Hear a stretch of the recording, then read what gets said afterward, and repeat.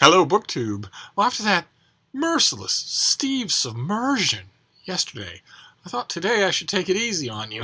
We'll do one quick video, one quick mail haul, only 2 packages, talk a little about books, and I'll toodle off instead of having you have 5 hours to watch.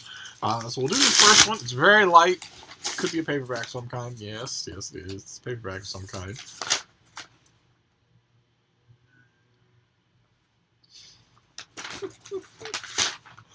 Okay. All right. This comes out in March, at the end of March.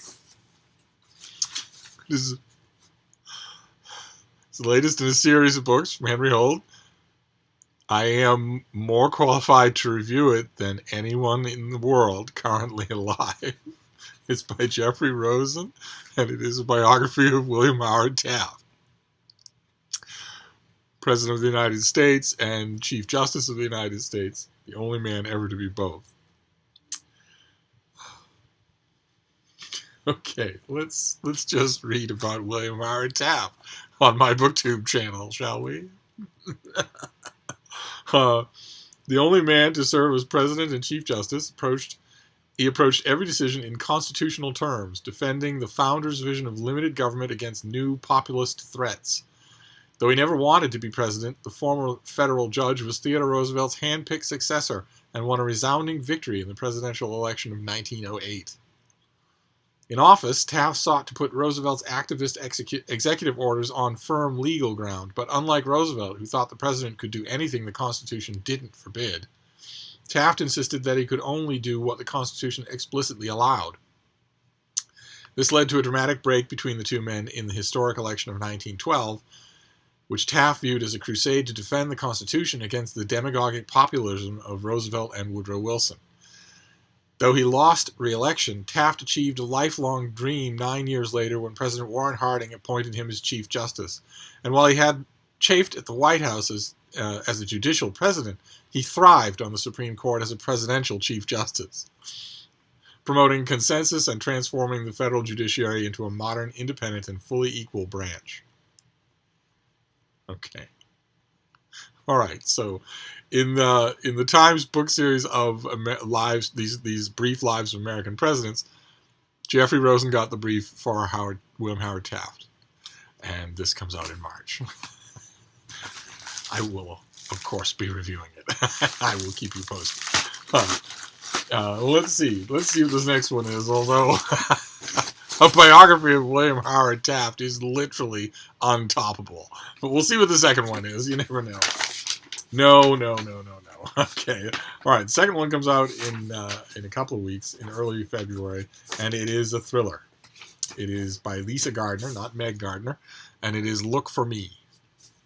It has the requisite hideous American cover with the requisite prop for hideous American covers, which is broken glass of some kind. So you can't make a cover without it. It has to be hideous conceptual-wise, and it has to have broken glass on it. Let's see here. A perfect autumn day in Boston is shattered when 4 family members are viciously gunned down in the comfort of their own home. Still missing is the 16-year-old daughter, Roxana Baez. Witnesses report that she took the family's 2 dogs for a walk shortly before the shooting. Was she lucky to have escaped the carnage, or does her absence speak of something more sinister? Sergeant Detective D.D. Warren is on the case, but so is survivor-turned-avenger Flora Dane. Both are baffled by the tragic end of a family that once had a troubled past but was now on the road to redemption. As the search for Roxy heats up and the crime scene leads to crime scene, Dee Dee and Flora must race to solve the riddle of one family's innermost secrets, while examining the baffling clues left behind by a young woman who, whether as victim or suspect, is silently pleading, "Look for me." All right, well, how about we mosey on over to page 112 and see what we can see, since I don't want to shock you too much with a 3-minute video. And since, of course, as we've mentioned before on this channel, when it comes to police thriller procedurals like this, it's all about the execution. Let's see. Wednesday night, she had nothing bad to say. "You work graveyard detectives?" "Back in my younger days," Phil assured her. "Now it's more of a 24/7 gig." "Then you know what it's like." that there's a bond that comes with being the only person alive when the rest of the world is sleeping. I know that.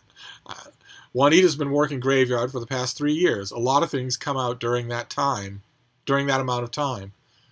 You ever meet Charlie? Dee Dee asked. Sure, if he was up and out to job sites early, he'd swing by with breakfast for Juanita. He seemed like a good guy. God knows I wouldn't mind a handsome contractor dropping off breakfast burritos for me at 6 a.m. What about the kids? Phil changed gears. Roxana's 16, right? Not easy to have a teenage daughter. Roxy? Hell, I'd adopt her. Organized, responsible. That girl is 16 going on 60, and Juanita knew it. Of all the things, I think Juanita regretted the toll her drinking took on Roxy most of all.